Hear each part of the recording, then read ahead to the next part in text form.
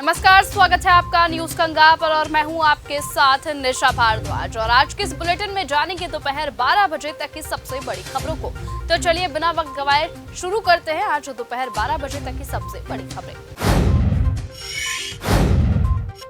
अदालत के दबाव में हटाए गए सेंथिल बालाजी। तमिलनाडु के मंत्रियों सेंथिल बालाजी और के पूर्णमुड़ी के राज्य मंत्रिमंडल से हटाए जाने पर भाजपा नेता तिलमिल साई ने कहा कि ये देरी से लिया गया एक फैसला है। भाजपा लंबे समय से इसकी मांग कर रही थी। ये फैसला मजबूरी में लिया गया है। सेंथिल बालाजी को अदालत की निंदा के कारण हटाया गया और पूर्णमुड़ी को जनता की मजबूरी के कारण हटाया गया।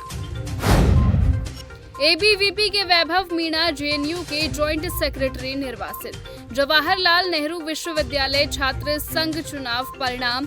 नवनिर्वाचित संयुक्त सचिव वैभव मीणा ने कहा कि हमने एक दशक के बाद ये जीत हासिल की है और अगले चुनावों में एबीवीपी सभी 4 सीटें जीतेगी। नीतीश कुमार जेएनयू के अध्यक्ष निर्वाचित। जवाहरलाल नेहरू विश्वविद्यालय छात्र संघ चुनाव परिणाम में नवनिर्वाचित अध्यक्ष नीतीश कुमार ने कहा कि हम छात्रों और उनके कल्याण के लिए काम करेंगे। सीएम शर्मा ने दबाई पाकिस्तान की दुखती रग। पहलगाम आतंकी हमले के बाद भारत पाकिस्तान के बीच जारी तनाव के दौरान असम के मुख्यमंत्री हिमंत बिस्वा शर्मा ने बलूचिस्तान को लेकर पाकिस्तान की आलोचना की। उन्होंने पाकिस्तान की दुखती रग पर हाथ रखते हुए पाक सरकार के खिलाफ बलूचिस्तान आंदोलन की सराहना की। हाल ही में पाकिस्तान की तरफ से जम्मू कश्मीर के पहलगाम में भयानक हमला हुआ। इस हमले में 26 टूरिस्ट की मौत हो गई, जिसके बाद भारत ने पाकिस्तान के खिलाफ सख्त एक्शन लिया।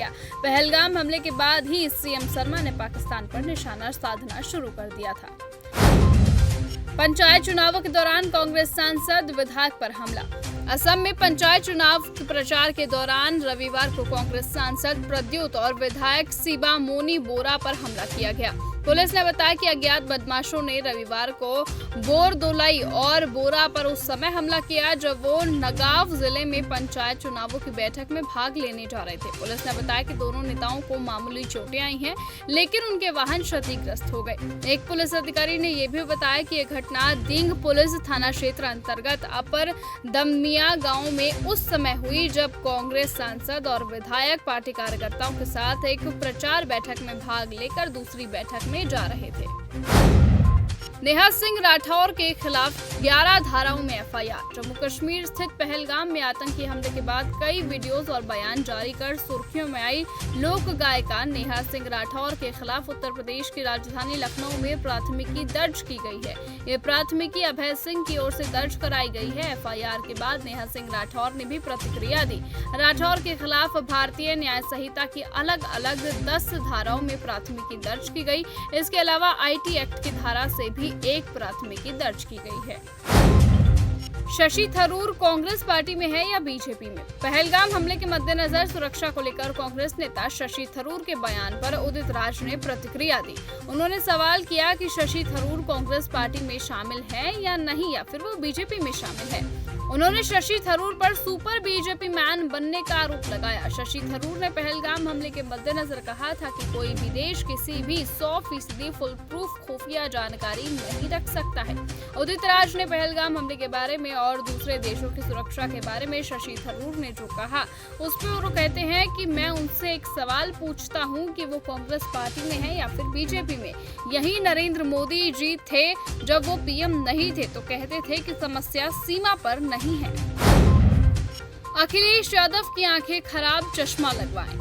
भदोही पहुंचे उत्तर प्रदेश के उप मुख्यमंत्री केशव प्रसाद मौर्य ने समाजवादी पार्टी के मुखिया अखिलेश यादव पर तीखा हमला बोलते हुए कहा, अखिलेश यादव की आंखें खराब हो गई हैं, उन्हें चश्मा लगाना चाहिए। डिप्टी सीएम ने कहा कि अखिलेश यादव मानसिक रूप से बीमार है, जाकर इलाज कराएं।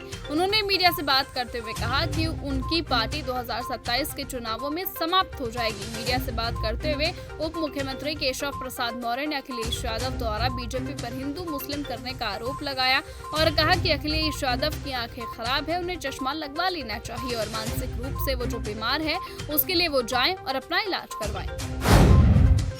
फारूक अब्दुल्ला ने बताया कैसे सुधरेगा पाकिस्तान। पहलगाम आतंकी हमले पर नेशनल कॉन्फ्रेंस के अध्यक्ष और जम्मू कश्मीर के पूर्व सीएम फारूक अब्दुल्ला की प्रतिक्रिया सामने आई। उन्होंने कहा, पाकिस्तान ने कभी कबूल नहीं किया कि हम हिंदुस्तान का हिस्सा है। इस बात का अफसोस है। पाकिस्तान समझता है कि हम मुसलमान हैं तो हम उनकी जेब में है। फारूक अब्दुल्ला ने कहा कि ये गलतफहमी उनको साबित होगी जब जम्मू कश्मीर के लोग इकट्ठा होकर इसके खिलाफ खड़े हो जाएंगे। 35 सालों में पहली बार हमने ये देखा है। ये इंसानियत के खिलाफ है और कश्मीरियत के खिलाफ है। हम कबूल नहीं करते। ये बात हम बार बार कहते हैं कि अगर दोस्ती में रहोगे तो तुम भी तरक्की करोगे, हम भी तरक्की करेंगे, लेकिन पाकिस्तान समझता ही नहीं है। रामजी लाल सुमन के काफिले पर हमले के मामले में बड़ा एक्शन। अलीगढ़ के थाना गभाना क्षेत्र में कानून व्यवस्था को चुनौती देने की कोशिश करने वाले आरोपियों के खिलाफ पुलिस ने सख्त कार्रवाई की है।